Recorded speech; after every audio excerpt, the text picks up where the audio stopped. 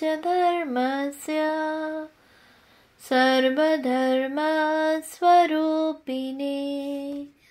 अवतारवरिष्ठाय রামকৃষ্ণায় তে নমঃ। শ্রী শ্রী রামকৃষ্ণ কথামৃত দ্বিতীয় খণ্ড। তব কথামৃতং তপ্ত জীবনং কবিভিরীরিতং কল্মষাপহম শ্রবণমঙ্গলং শ্রীমদাততং ভুবি গৃণন্তি ये পুরিদা জনা। শ্রীমদ্ভাগবত গোপীগীতা, পৃষ্ঠা সংখ্যা 761, 1885, 7 মার্চ। সপ্তম পরিচ্ছেদ। ধর্ম সংস্থাপনার্থায় সম্ভবামি যুগে যুগে। গুহ্য কথা। শ্রী রামকৃষ্ণ ভক্ত সঙ্গে মেঝেতে মাদুরের উপর বসিয়া আছেন। সহাস্য বদন, ভক্তদের বলিতেছেন, আমার পায়ে একটু হাত বুলিয়ে দে তো। ভক্তেরা পদসেবা করিতেছেন। মাস্টারের প্রতি সহাস্যে। এর পদসেবার অনেক মানে আছে। আবার নিজের হৃদয়ে হাত রাখিয়া বলিতেছেন, এর ভিতর যদি কিছু থাকে, পদসেবা করলে অজ্ঞান অবিদ্যা একেবারে চলে যায়। হঠাৎ শ্রী রামকৃষ্ণ গম্ভীর হইলেন, যেন কি গুহ্য কথা বলিবেন। শ্রী রামকৃষ্ণ মাস্টারের প্রতি, এখানে অপর লোক কেউ নাই। সেদিন হরিশ কাছে ছিল, দেখলাম খোলটি দেহটি ছেড়ে সচ্চিদানন্দ বাহিরে এলো। এসে বললে, আমি যুগে যুগে অবতার। তখন ভাবলাম, বুঝি মনের খেয়ালে ওই সব কথা বলছি।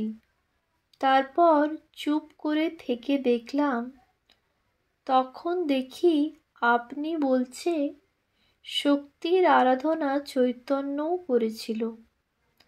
ভক্তেরা সকলে অবাক হইয়া শুনিতেছেন। কেহ কেহ ভাবিতেছেন, সচ্চিদানন্দ ভগবান কি শ্রী রামকৃষ্ণের রূপ ধারণ করিয়া আমাদের কাছে বসিয়া আছেন? ভগবান কি আবার অবতীর্ণ হইয়াছেন?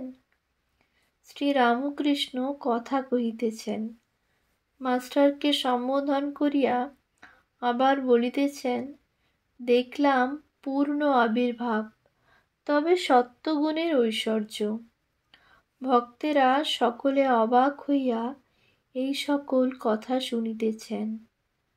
যোগমায়া আদ্যাশক্তি ও অবতার লীলা। শ্রী রামকৃষ্ণ মাস্টারের প্রতি, এখন মাকে বলছিলাম, আর বকতে পারি না। আর বলছিলাম, মা, যেন একবার ছুঁয়ে দিলে লোকের চৈতন্য হয়। যোগমায়ার এমনই মহিমা, তিনি ভেলকি লাগিয়ে দিতে পারেন। বৃন্দাবন লীলায় যোগমায়া ভেলকি লাগিয়ে দিলেন। তারই বলে সুবল কৃষ্ণের সঙ্গে শ্রীমতীর মিলন করে দিচ্ছিলেন। যোগমায়া, তিনি আদ্যা শক্তি, তার একটি আকর্ষণী শক্তি আছে। আমি ওই শক্তির আরোপ করেছিলাম। আচ্ছা, যারা আসে তাদের কিছু কিছু হচ্ছে? মাস্টার, আজ্ঞা হাঁ, হচ্ছে বই কি। শ্রী রামকৃষ্ণ, কেমন করে জানলে? মাস্টার সহাস্যে, সবাই বলে তার কাছে যারা যায় তারা ফেরে না। শ্রী রামকৃষ্ণ সহাস্যে, একটা কোলা ব্যাঙ হেলে সাপের পাল্লায় পড়েছিল। সে ওটাকে গিলতেও পারছে না, ছাড়তেও পারছে না। আর কোলা ব্যাঙটার যন্ত্রণা, সেটা ক্রমাগত ডাকছে। ঢেড়া সাপটারও যন্ত্রণা। কিন্তু গোখরো সাপের পাল্লায় যদি পড়ত, তাহলে দু এক ডাকেই শান্তি হয়ে যেত। সকলের হাস্য। ছোকরা ভক্তদের প্রতি, তোরা ত্রৈলোক্যের সেই বইখানা পড়িস, ভক্তি চৈতন্য চন্দ্রিকা, তার কাছে একখানা চেয়ে নিস না। বেশ চৈতন্যদেবের কথা আছে। একজন ভক্ত, তিনি দেবেন কি? শ্রীরামকৃষ্ণ সহাস্যে, কেন? কাঁকুড় খেতে যদি অনেক কাঁকুড় হয়ে থাকে তাহলে মালিক 2-3টা বিলিয়ে দিতে পারে। সকলের হাস্য। অমনি কি দেবে না? কি বলিস? শ্রীরামকৃষ্ণ পল্টুর প্রতি, আসিস এখানে একবার। পল্টু, সুবিধা হলে আসবো। শ্রীরামকৃষ্ণ, কলকাতায় যেখানে যাব সেখানে যাবি? পল্টু, যাব, চেষ্টা করব।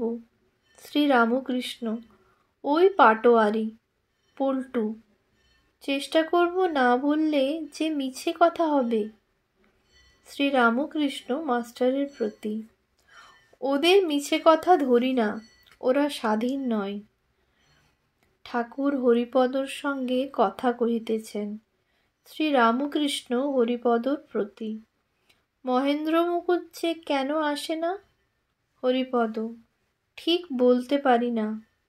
মাস্টার সহাস্যে, তিনি জ্ঞান যোগ করছেন। শ্রীরামকৃষ্ণ, না, সেদিন প্রহ্লাদ চরিত্র দেখাবে বলে গাড়ি পাঠিয়ে দেবে বলেছিল, কিন্তু দেয় নাই, বোধ হয় এই জন্য আসে না।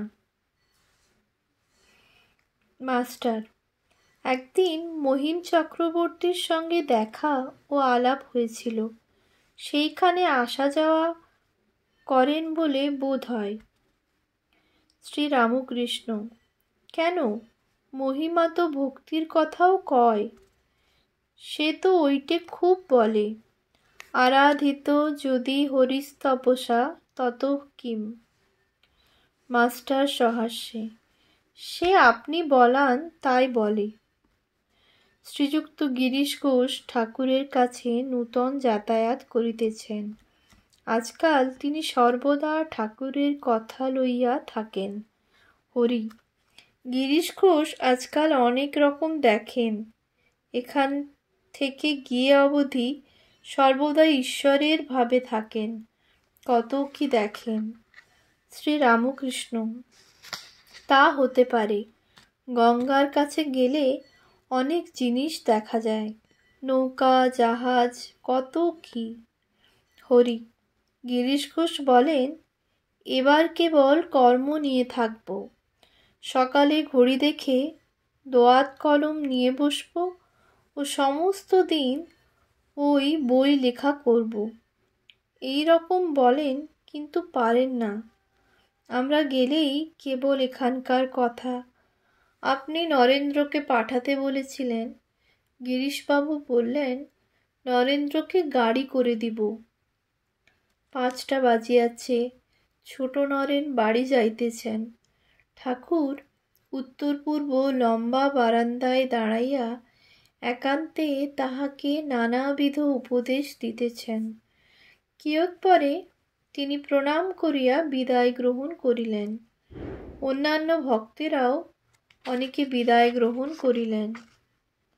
শ্রীরামকৃষ্ণ ছোট খাটটিতে বসিয়া মোহিনীর সঙ্গে কথা কহিতেছেন। পরিবারটি পুত্র শোকের পর পাগলের মতো, কখনো হাসেন, কখনো কাঁদেন। দক্ষিণেশ্বরে ঠাকুরের কাছে এসে কিন্তু শান্ত ভাব হয়। শ্রীরামকৃষ্ণ, তোমার পরিবার এখন কিরকম? মোহিনী, এখানে এলেই শান্ত হন, সেখানে মাঝে মাঝে বড় হাঙ্গাম করেন। সেদিন মরতে গেছিলেন। ঠাকুর শুনিয়া কিয়ৎকাল চিন্তিত হইয়া রহিলেন। মোহিনী বিনীতভাবে বলিতেছেন, আপনার 2-1টা কথা বলে দিতে হবে। শ্রীরামকৃষ্ণ, রাঁধতে দিও না, ওতে মাথা আরও গরম হয়, আর লোকজনের সঙ্গে রাখবে। ওম শান্তি শান্তি শান্তি। हरिः ओम तत्सत्। श्रीरामकृष्णार्पणमस्तु।